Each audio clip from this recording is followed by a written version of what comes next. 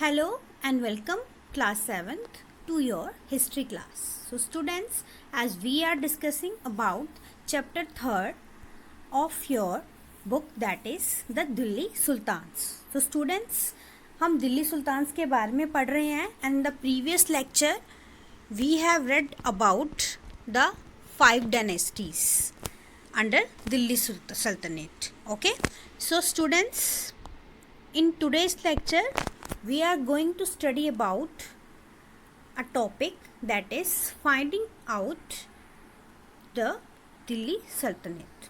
Okay, so students, let's get started. तो हमने जो है पिछले लेक्चर में पढ़ा था कि 5 डायनेस्टीज़ थी दिल्ली सल्तनत के अंदर. ठीक है, उनकी हिरार्की जो है मैंने आपको पढ़ाई थी. ठीक है, सो 5 डायनेस्टीज़ थी जिनके बारे में हम डिस्कस कर चुके हैं. लेकिन अब इन डायनेस्टीज़ के बारे में हमें कैसे पता चलता है कि हमारी जो है दिल्ली कब से फ्लरिश होना स्टार्ट हुई. हमने पढ़ा 12th सेंचुरी से जो है फ्लरिश होना स्टार्ट हुई दिल्ली, और दिल्ली सुल्तान्स जो हैं आने लगे और फॉरेन इन्वेडर्स जो हैं वो दिल्ली पे अपना राज करने लगे. ये सब हम पढ़ चुके हैं. तो इसके बारे में हमें पता कैसे चलता है. ठीक है, there were many sources of history.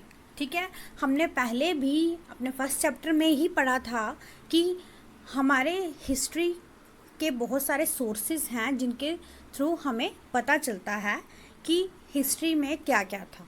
ठीक है, तो उनमें हमने पहले पढ़ चुके हैं हम इंस्क्रिप्शंस के बारे में, कॉइन्स के बारे में और आर्किटेक्चर के बारे में. ठीक है, इंस्क्रिप्शन से देखकर पता चलता था हमें कि कौन से राजा की कौन सी डायनेस्टी थी. ठीक है, उसके बारे में लिखा गया है या उसके बारे में कोई भी इंफॉर्मेशन जो है हमें ये हिस्ट्री के सोर्सेज जो हैं प्रोवाइड करते हैं. ठीक है, वो कॉइन्स जो हैं कितने पुराने थे, कौन से राजा के या कौन से रूलर के शासन काल में वो सब बनाया गया, ये सब जो है हमें हिस्ट्री के सोर्सेज बताते हैं जो हैं इंस्क्रिप्शंस, कॉइन्स और आर्किटेक्चर. सो स्टूडेंट्स, यही सब सोर्सेज नहीं होते हैं, और भी बहुत सारे सोर्सेज हैं हिस्ट्री के जिनके बारे में हम पढ़ेंगे. तो उसमें से मोस्ट इम्पॉर्टेंट जो है सोर्स है जो हिस्ट्री का, one of the most important source of history was तारीख सिंगुलर, तारीख प्लूरल. ठीक है, सो स्टूडेंट्स, एक और हिस्ट्री का सोर्स है जिसे हम तारीख बोलते हैं. ठीक है, तारीख जो है सिंगुलर वर्ड यूज़ करते हैं हम, और तारीख जो है वो प्लूरल वर्ड यूज़ करते हैं. ठीक है, अब सवाल ये आता है कि क्या क्या है ये सब. तारीख क्या है, तारीख क्या है ये. ठीक है, और कहाँ से आई, कौन जो है इनको लिखता था और ये कब लिखी गई. ठीक है, तो इन्हीं सब के बारे में हम पढ़ेंगे. ठीक है, तो तारीख जो है बुक्स हैं. ठीक है, जैसे आपको पता चलता है कि हिस्ट्री के बारे में कि वो रूलर जो है कैसा था, किस तरह का शासनकाल था उसका, क्या क्या चेंजेस उसने अपने एडमिनिस्ट्रेशन में की थी, तो वो हमें जो है हिस्ट्री के सोर्सेज से पता चलता है. ठीक है, और उनमें से एक सोर्स है तारीख. तो जैसे हम बोलते हैं पेन और पेन्स, ठीक है, वैसे ही तारीख और तारीख है. और एक बुक हुई तो तारीख, और बहुत सारी हुई तो तारीख. ठीक है, let's move further. What are तारीख्स. अब ये होती क्या थी. ठीक है, ये हम पढ़ेंगे कि क्या चीज़ें. मैंने आपको बताया कि ये बुक्स होती थी.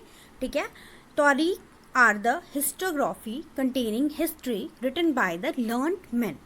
ठीक है, तो तारीख जो थे वो क्या थी, बुक्स थी जो किसके द्वारा लिखी जाती थी, लर्न्ड मैन. ठीक है, अनपढ़ लोग तो लिखेंगे नहीं उनको. ठीक है, तो जो पढ़े लिखे थे तो वही जो हैं लर्न्ड मैन थे.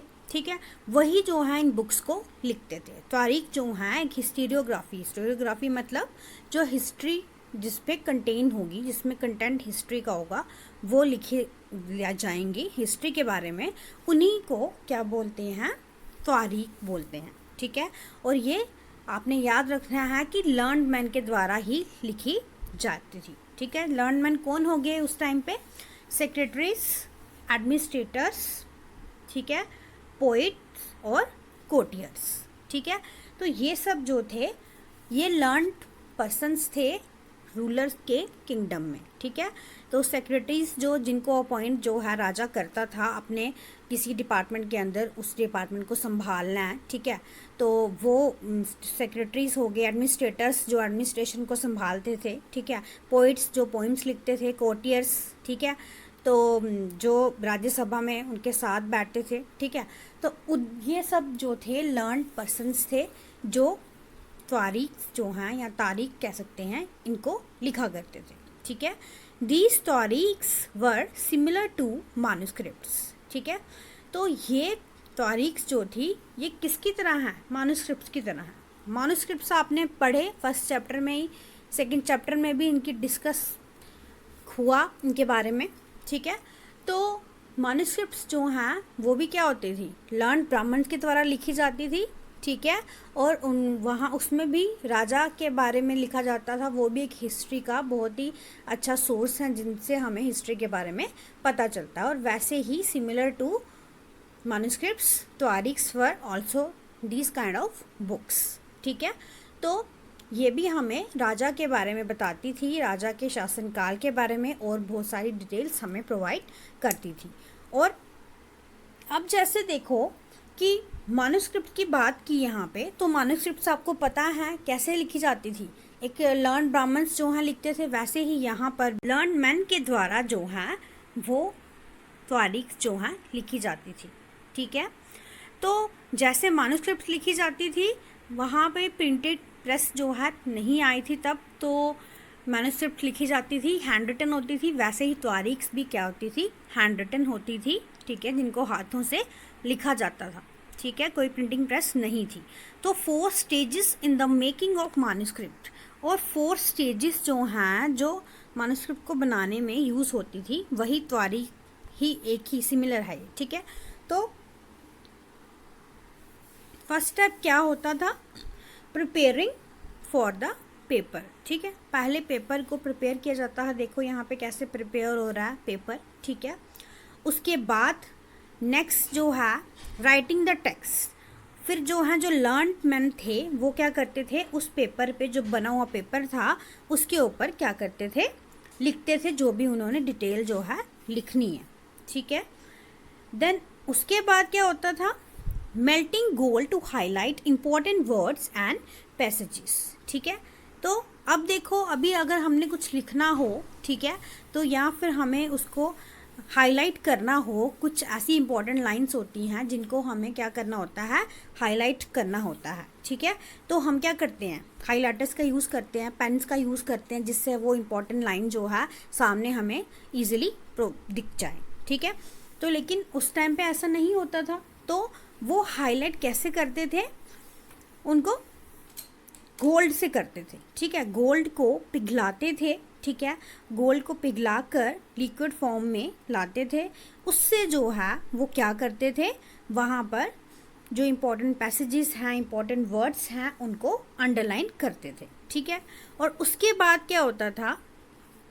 प्रिपेयरिंग द बाइंडिंग, और उसके बाद वो अच्छे से कवर कर दी जाती थी, बाइंड कर दी जाती थी, ताकि वो ज़्यादा देर तक रह सकें। आप अपनी नोटबुक्स, अपनी बुक्स को अच्छे से बाइंड करके रखते हो, ठीक है, कवर करके रखते हो, ताकि वो ख़राब ना हो, ठीक है। उसी तरह से ये जो है बाइंडिंग की जाती थी, ठीक है। ये 4 स्टेप्स में ये मैन्युस्क्रिप्ट्स की मेकिंग होती थी, ठीक है। देन अब हम पढ़ते हैं कि जो तारीख लिखते थे, जो राइटर्स थे, जो ऑथर्स थे, उनकी क्या बैकग्राउंड थी। So the following details should be kept in mind with regard to तारीख्स and their authors. ये following details जो हैं ये अपने माइंड में आपने रखनी है। ये तो फर्स्ट है, ऑथर्स ऑफ तारीख लिव्ड इन सिटीज़, ठीक है। तो तारीख के जो ऑथर्स थे वो सिटीज़ में रहते थे। So first is the authors of तारीख lived in cities and hardly ever in villages.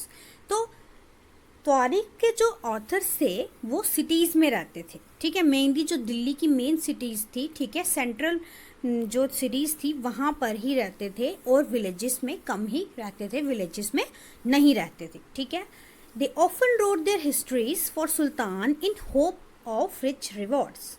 तो वो जो भी हिस्ट्री के बारे में जो लिखते थे वो इस चीज़ को माइंड में रख के लिखते थे कि हमें जो है किंग से क्या मिले, रिवार्ड मिले, ठीक है, हमें प्राइजेस मिले, किंग हमसे खुश हो। तो खुश करने के लिए वो क्या लिखेंगे, किंग्स की तारीफ लिखेंगे कि किंग्स जो है अच्छे थे, उनका राज्य का शासन अच्छा था, वो पब्लिक की बहुत हेल्प करते थे, यही सब चीज़ें जो है तारीफ में उनकी लिखते थे, ताकि अगर वो खुश होगा तो ही वो रिवार्ड देगा उनको, अगर दुखी होगा या उनसे नाराज़ होगा तो वो तो रिवार्ड नहीं देगा, ठीक है। तो इसीलिए वो उनको खुश रखने के लिए ये सब लिखते थे, ठीक है, और उनको रिवार्ड्स मिले इसलिए वो ये तारीख जो हैं लिखते थे। These authors advise rulers on the need to preserve an ideal social order based on birthright and gender distinction. तो ये ऑथर्स जो थे वो रूलर्स को हमेशा यही एडवाइस करते थे कि उनको ये आइडियल अपना के रखना चाहिए, और आइडियल क्या था कि social order based on birth right and gender distinction, ठीक है, कि वो ये रूलर के माइंड में ये चीज़ डालते थे कि जो बर्थ राइट है वही जो है आगे राजा बनेगा, मतलब बर्थ राइट उसी का है जो राजा है, राजा का बेटा जो है वही आगे राजा बनना चाहिए, ठीक है। और दूसरा जेंडर डिस्टिंक्शन जो है उस टाइम बहुत होती थी कि जो मेन हैं वो वुमेन से क्या है, सुपीरियर हैं, ठीक है, वुमेन जो हैं कमज़ोर मानी जाती हैं, वो एक रूलर नहीं बन सकती अच्छी, ठीक है, और मेन जो थे उनको ज़्यादा कैपेबल माना जाता था, उनको उनमें ज़्यादा एबिलिटीज़ मानी जाती थी एज़ कम्पेयर टू वुमेन्स, ठीक है। तो ये जेंडर डिस्टिंक्शन भी जो है वो उनके माइंड में ये सब जो है लर्नड मेन जो है वो डालते थे कि ऐसा ही रहे हमेशा, ठीक है, और ये सोसाइटी ऐसी ही चलती रहे, क्योंकि वहाँ पे मेल डोमिनेंट सोसाइटी थी उस टाइम पे, ठीक है। तो ये सब डिटेल्स जो हैं ये तारीख की हमने पढ़ ली, ठीक है। So students, this is all in this lecture. In the next lecture we will discuss about the circle of justice. Okay students, so thank you so much students.